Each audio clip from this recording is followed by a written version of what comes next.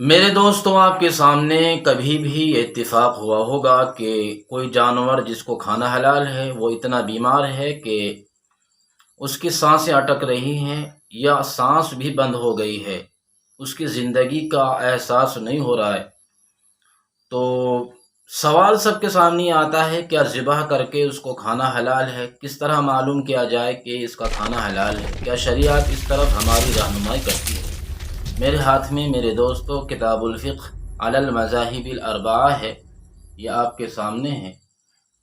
یہ کتاب الفقہ علی المذاہب الاربعہ میں یہ تفصیل لکھی ہے، لکھا ہے کہ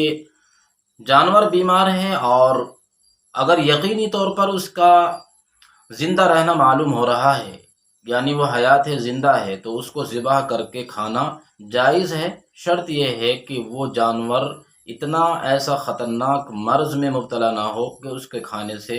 انسانی جسم کے اندر کچھ بیماریاں منتقل ہو جائیں، یہ شرط ہے، اس کو میں آخر میں بتاؤں گا۔ فی الحال آپ یہ جانیے گا کہ اس کا کھانا حلال کس طرح معلوم کریں۔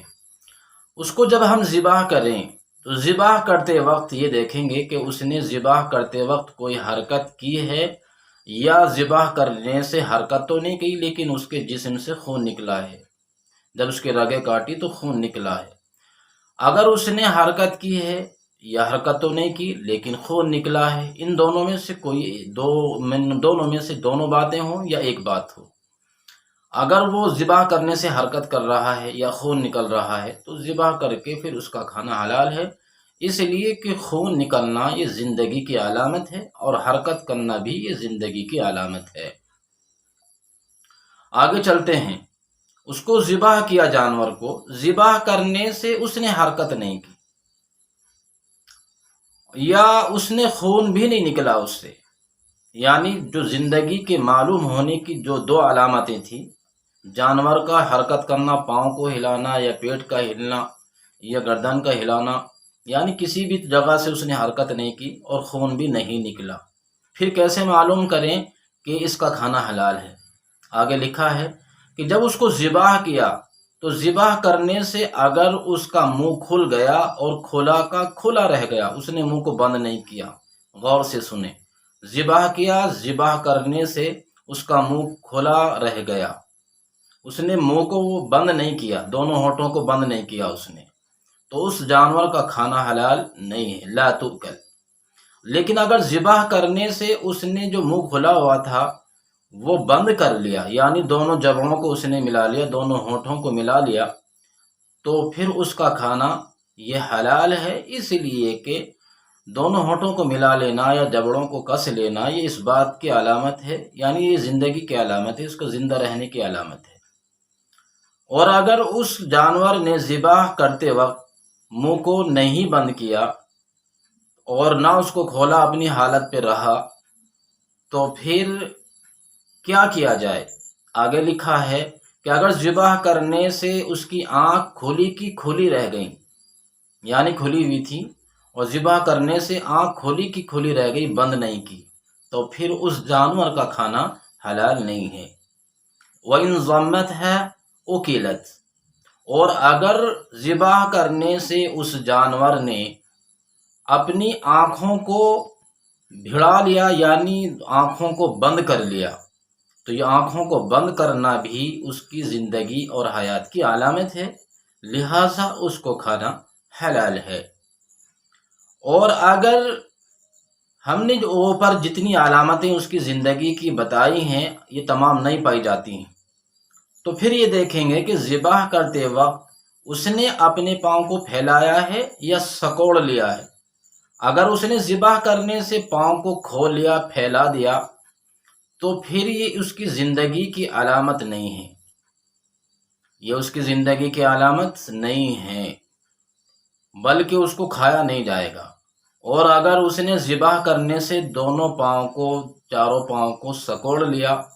تو یہ معلوم ہوا کہ اس کے اندر حیات ہے ابھی، لہٰذا اس کا کھانا حلال ہے۔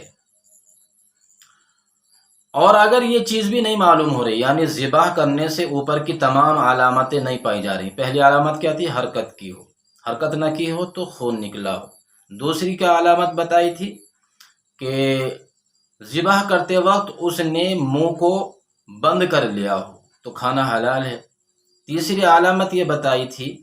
کہ اس نے اگر ذبح کرتے وقت اپنی آنکھوں کو بند کر لیا ہے تو بھی کھانا حلال ہے،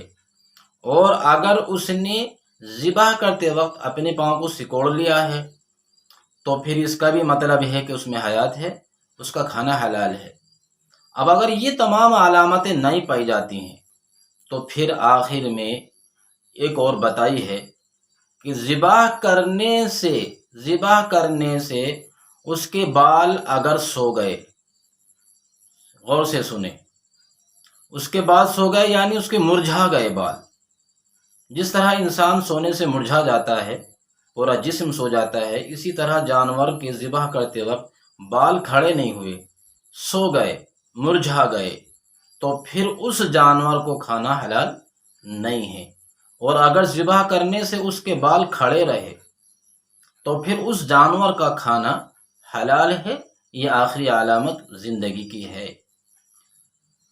آخر میں لکھا ہے کہ کسی بھی مریض جانور کو کھانا حلال جب ہے جبکہ اس کے کھانے سے کوئی مضرت اور نقصان انسانی جسم کو نہ ہوتا ہو، اور اگر اس کے کھانے سے انسان کو بیماری میں مبتلا کرنے کا کوئی اندیشہ ہوتا ہو، مثلا اس جانور کو بہت دنوں سے انجیکشن لگ رہے ہوں، یا اس جانور کو کسی کیڑے نے کاٹ لیا ہو، یا سانپ نے کاٹ لیا ہو، یا باولے کتے نے کاٹ لیا ہو، اور وہ جانور اس زہر سے کتے کے یا کسی کیڑے کے کاٹ لینے سے یا بیماری کے اندر جو اس کو انجیکشن لگے آج کے دور میں، وہ انجیکشنوں سے اس کے جسم کے اندر وہ پورے زہر اس کے بھر گئے ہیں، اور اس کے کھانے سے ڈاکٹر سے مشورہ کیا جائے کہ اس جانور کی پوزیشن یہ ہے، اس کو کیڑے نے کاٹ لیا ہے، یا یہ خطرناک مرض میں مبتلا تھا، کینسر میں مبتلا تھا یہ جانور، یا یہ کہ اس کو بہت دنوں سے انجیکشن لگ رہے ہیں، پوری پوزیشن اور اس کی حالت ڈاکٹر کو بتا کر اس سے پوچھ لیا جائے، ڈاکٹر سے پوچھا جائے، یعنی ماہر ڈاکٹر سے، کہ اس کے کھانے سے کیا ہمیں نقصان ہو سکتا ہے۔ اگر وہ کہہ دے کہ ہاں نقصان ہو سکتا ہے اور یہ بیماری آپ کے جسم میں منتقل ہو سکتی ہے اور مضرت کا، نقصان کا اندیشہ ہے، تو پھر اس کا کھانا حلال نہیں ہے۔ یہ بھی بات ہے، چاہے وہ جانور حیات ہی کیوں نہ ہو، باقاعدہ زندہ ہی کیوں نہ ہو، اس کا کھانا حلال نہیں ہے، کیونکہ وہ خطرناک اور موذی بیماریوں میں مبتلا ہے۔ تو میرے دوستو، آپ نے دیکھا کہ بہت زبردست اور اہم معلومات ہیں یہ، اور ویڈیو اور یہ باتیں آپ کو اچھی لگیں تو ویڈیو کو سبسکرائب کریں، ہمارے چینل آسک دینی مسائل کو سبسکرائب کریں، اور ویڈیو کو شیئر کریں، لائک کریں، کمنٹ کریں۔ کوئی سوال پوچھنا ہو تو آپ کمنٹ میں پوچھ سکتے ہیں، انشاءاللہ اس کا جواب دینے کی کوشش کی جائے گی۔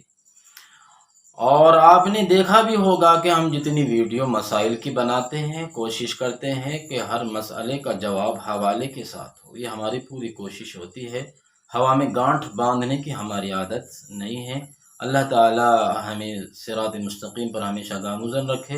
اور اللہ تعالی آپ کو ہمیشہ خوشحال رکھے، خوشباش رکھے۔